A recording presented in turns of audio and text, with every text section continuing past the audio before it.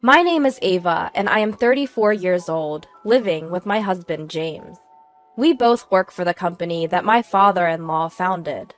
Though my father-in-law has retired, he single-handedly grew a small construction company into a $250 billion annual revenue enterprise. He even acquired rival construction companies, and while he may have been forceful at times, everyone admires his incredible business acumen.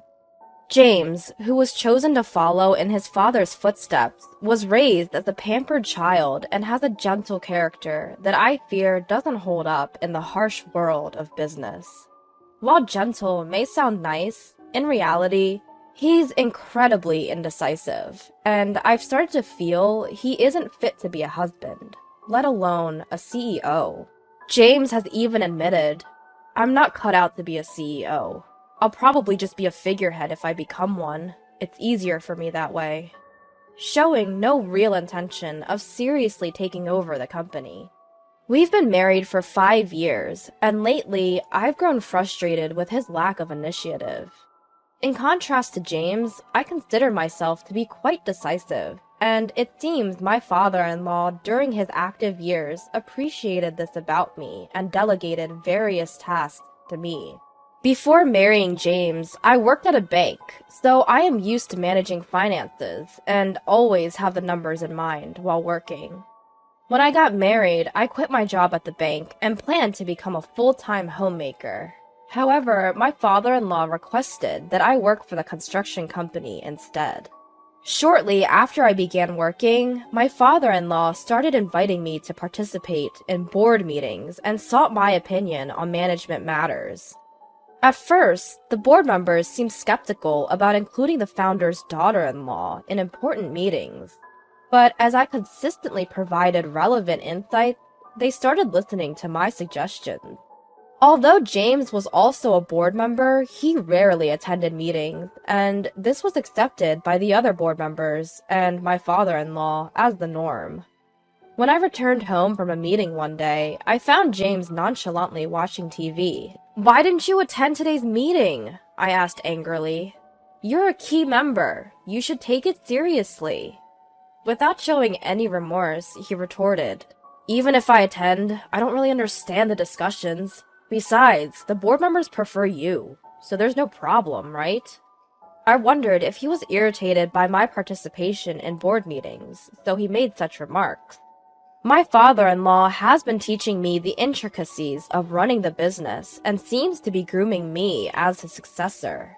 I've started enjoying being involved in management, and before I knew it, I was working hard to meet my father-in-law's expectations.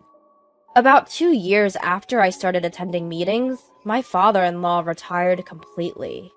When there were major decisions to be made, the board members would consult me, while James was sidelined. I had hoped that being in such a situation would spur James to work harder, but instead, he became even more disengaged from his work. Although he would come to the office in the morning, he'd disappear somewhere by noon, and just stay home for the rest of the day. When he saw me at home, he wouldn't talk about work at all, seemingly indifferent to the company's affairs. Meanwhile, my workload at the company was increasing, and I was getting busier. After my father-in-law's retirement, the board members relied on me more and more, and I was tasked with duties akin to a CEO's. Given that we're a large company with many employees, I've been committed to increasing sales and profits for the sake of our workers. With the hard work of our employees, our sales began to grow. I found running the company more interesting and became more engrossed in my work. Conversely, my husband James seemed to be losing interest in his work, and his appearances at the company began to diminish. The conversation between us at home had lessened, and our relationship began to become tense. Around that time, "I ran into your sister Megan today, and we had lunch together," James came home and casually mentioned. My sister Megan is 2 years older than me and had just divorced about 6 months ago. The cause of her divorce was infidelity on her part, which led to a big commotion when her enraged husband stormed our parents' home. So my husband, James, went to my parents' house to calm down Megan's husband in my place since I was busy with work. James, who had a gentle upbringing and a calming personality, managed to convince Megan's raging husband to leave for the time being. Later, Megan told me, "Your husband is really something. He handled my raging husband so effortlessly." She praised James. Megan's husband, in his anger, must have been disarmed by James's calm and easygoing demeanor. Megan was able to divorce her husband after paying alimony, but since this incident, she seemed to look at James differently. Until then, she seemed to have thought of James, who was not particularly attractive and is indecisive, as just a rich, pampered son. But after the incident, she seemed to believe he was a respectable business owner. Megan, now single after her divorce, probably saw James as a great catch, as she always loved wealthy men. But I, who was engrossed in work, could not imagine such a thing. Of course, my sis wouldn't have known that James is just a nominal executive who doesn't actually manage the company. Megan's ex-husband was an elite employee of a foreign company and bragged to me at their wedding. "My husband is an excellent employee with a high salary, and on top of that, he's handsome. You're jealous, aren't you?" Her ex-husband was handsome, smart, and carried a stylish vibe. I couldn't understand why she would cheat on such a wonderful husband. 3 months after hearing from James that he had lunch with Megan, I returned home to find James unusually serious. "Ava, I have something to discuss." It was the first time I had heard such words from him, and I had a bad premonition. With my heart pounding, I waited for him to speak. "Actually, Megan is pregnant with my child, and I want a divorce." I was shocked by the request for a divorce, but even more surprised to hear that Megan was pregnant. At a loss for words, James continued. "Megan is planning to come over on our next day off to discuss this, so I'm counting on you," he said, stunned. I asked him, "So you want to marry my sis?" With a troubled look, James responded, "It's not that I want to marry her, but if she's having my baby, I guess I have no choice." I sighed at James's typical indecisiveness and replied, "Well, if she's carrying your baby, I suppose it can't be helped. Let's discuss this when she comes over." It seemed like my husband and I couldn't make any decisions together, so I decided to meet directly with my sister to figure things out. Even though I had already made up my mind to divorce in my heart, I thought I needed to consult my father-in-law about the company's situation. As the daughter-in-law of the founder, I was involved in running the business, but if I divorced, I would become a stranger. The next day, I went to my in-laws' house and told my father-in-law exactly what my husband had said. My mother-in-law, who was present, was thrilled that her son had a child, but she quieted down when glared at by my father-in-law. For my mother-in-law, she seemed to be more concerned about her grandchild than the company's management. After some thought, my father-in-law said with a smile, "Ava, I want you to continue to be involved in the company's management, as you have been. I don't care about James. I'll take the responsibility, so let him do as he likes."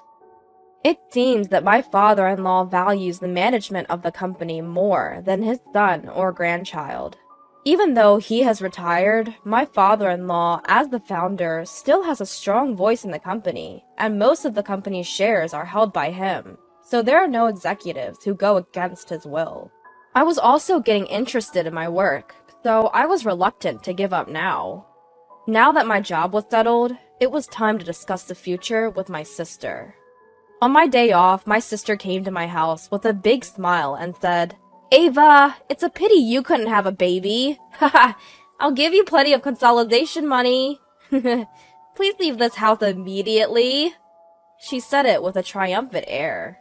My husband, who was just silently listening to our sister's conversation without saying anything. Despite being the one who caused the problem, I was appalled at my husband's indifferent face, and I said, "It's okay to get divorced, but there's also the issue of alimony and division of property, so let's bring in a lawyer and decide properly. I never thought of you, my sister, would fall for a man like James. I retorted to my sister with irony.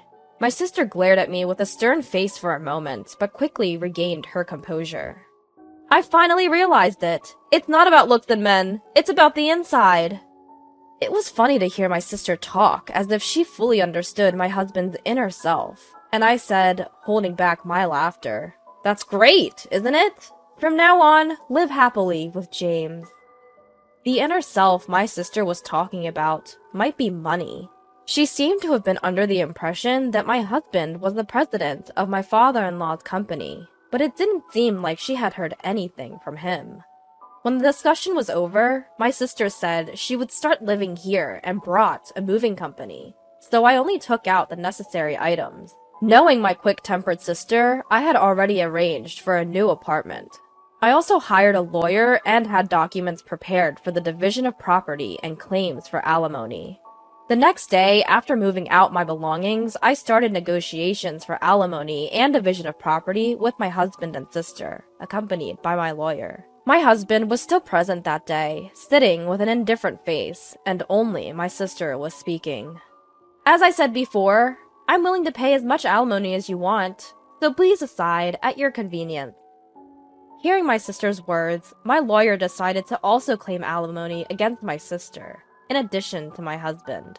My sister is still paying alimony in installments to her ex-husband, so my lawyer had said in advance that it might be impossible to claim alimony from her. But since she said she would pay me as much as she wanted, I decided to make a claim. When it came to negotiations about the division of property, my sister excitedly said, "This mansion is originally James's family's, so it shouldn't be part of the division of property, right?" The lawyer answered my sister emotionlessly, "This building and the land belong to the company, so it's up to the company to decide." It seemed like even my husband thought this house belonged to his father. "Is that so? I thought this house was Dad's," he casually asked. My sister, on the other hand, was taken aback and attacked the lawyer. Wait a minute! So does that mean I can't live in this house?" The lawyer responded in a businesslike manner. "Since it's company property, you can continue to live here if the company allows it." At this comment, my sister seemed to breathe a sigh of relief. "Oh, you should have said that earlier. It'll be fine since James, the president, will be living here." The lawyer looked surprised for a moment, then burst into laughter. "What are you talking about? Ava is the president, not James." Looking at my sister, who was planning to remarry my husband, and yet didn't even know that fact, made me laugh. My sister immediately turned to my husband and yelled, "Huh? James, you're not the president?" I stepped in for my husband, who looked troubled, and explained to my sister, "James is merely an advisor, without any executive rights.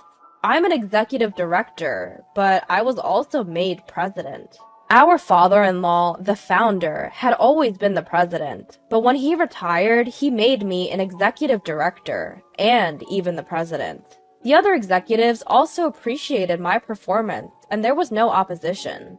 On the other hand, my husband, thanks to his father's arrangement, was receiving an executive salary as an advisor without executive rights, which is more of a pity than a mere employee.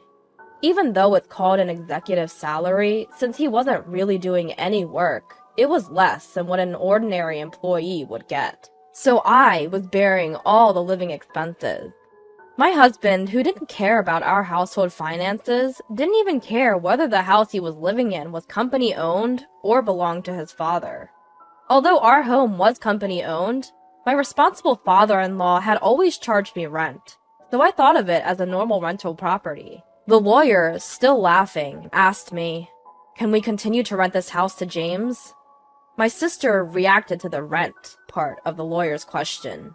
"What do you mean by rent? Are you suggesting that I take rent from James? Isn't it the company's property? Just make it free." The lawyer presented the rent amount, laughing heartily at her words. She was shocked to see the figure, and so was her husband James, who seemed to be hearing about it for the first time. "Guess a house this big does have a high rent. I can't afford that with my salary." His executive compensation would barely leave any money behind if he had to pay that rent. Their living expenses would be hard to cover. During the 5 years of their marriage, James had used up all his modest executive compensation. My salary also disappeared in high rent and living expenses. There were hardly any assets left, and splitting the savings was the only way for asset division. After the lawyer left, my sister, who now knew that the mansion she had been hoping for was actually rented, seemed utterly deflated, staring blankly. James was grinning as usual. I suggested, "Why don't we vacate this place and go back to your parents' house? Your mother was so happy about the pregnancy news." James agreed, but I laughed at the thought of why I had to consider this man, who was about to be my ex, this much. I started worrying whether this unreliable man could raise a child, but I decided to leave it as it was none of my business. I asked my sister, who seemed to have forgotten about her own alimony, "Are you okay with the alimony payment, sis? You seemed pretty confident, but you're also paying your ex-husband, right?" She was stunned to hear this, her face suddenly snapping back to reality. "Alimony? I have to pay it too?" She was astonished, seemingly having heard nothing of the discussion earlier in the day. "You said, 'I'll give plenty of alimony,' but you weren't expecting me to pay it, right? My salary's really low." James and my sister exchanged surprised glances. Though not a lawyer, watching these two made me want to burst into laughter. I had already obtained signatures on the divorce papers and alimony request documents, so it didn't matter to me. But seeing James and my sister like this was pathetic. My ex-husband, who had remarried my sister, had returned to his parents' home, just as I had warned. But there seemed to be constant quarrels between my sister and my in-laws. The main cause of the conflict was the lie about my sister being pregnant with my ex-husband's child. His mother, who was hoping for an heir, was extremely angry. My father-in-law, who had disliked my sister for stealing his son from me from the very beginning, hadn't even spoken to her. He fronted the alimony for James, and I was paid in full, but my sister, seeing this, pleaded with him. "Dad, could you please pay my alimony as well?" To this, the father-in-law responded, "I have no reason to be called Dad by you." He was fuming. Not being able to obtain anything she had hoped for, my sister ran away from my ex-husband's family home without a word and went missing. She had practically remarried the ex-husband just to bear the burden of alimony, which was utterly foolish. My ex-husband seemed to consider getting back with me, but his father scolded him. "You're the kind of man who should never even think about having a family. You can't even take care of yourself properly." I wouldn't get back with my ex-husband, even if he begged me. I had stopped believing in him when he cheated on me with my sister, and I was disgusted by his indifferent attitude during our discussions. He was dismissed from his executive position and is now working as a temporary employee. I've continued being the CEO, which is the core things in my life. I don't even think about remarrying someone. After the breakup, I've kept in touch with my father-in-law, receiving advice when needed. For now, I want to focus on the company, thinking of it as being married to it for the sake of my employees.